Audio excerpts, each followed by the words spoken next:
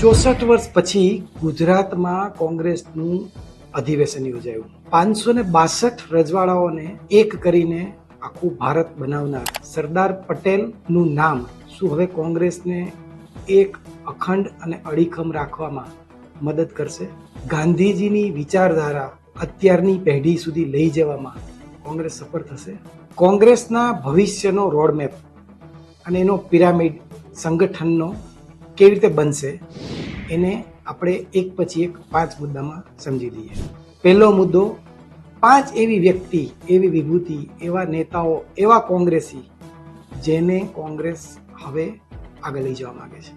એ 5 નેતા મહાત્મા ગાંધી, સરદાર પટેલ, સુભાષચંદ્ર બોઝ, ડોક્ટર આંબેડકર અને જવાહરલાલ નહેરુ. આ બધા પ્રતીકો હતા કોંગ્રેસના.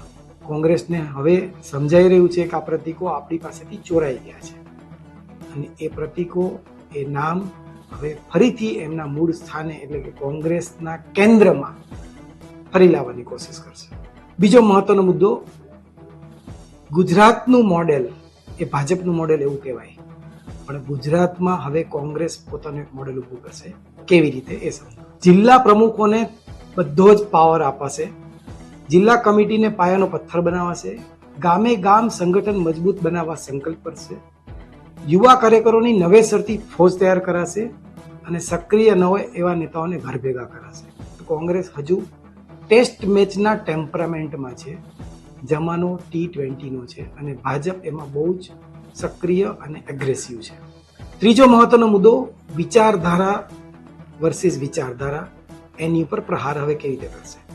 આરએસએસની કાળી ટોપી સામે સફેદ ટોપી પહેરીને લડશે એવું આહવાન કર્યું. સંવિધાનની વિચારધારાની અનુસરીને લડત આપશે. ભાજપ અને સંઘની ધર્મ આધારિત વિચારધારાનો નાશ કરશે. ગાંધી વિચારધારાને વળગીને ગોડસેની વિચારધારા પર પ્રહાર કરશે. ભાજપ અને સંઘ રોજ બંધારણ પર પ્રહાર કરે છે અને રોજ કોંગ્રેસ તેને રોકે છે. આવી વાત લોકો સુધી રોજ પહોંચાડશે. આખો વિડિયો જોવા માટે ડાઉનલોડ કરો દિવ્ય ભાસ્કર એપ.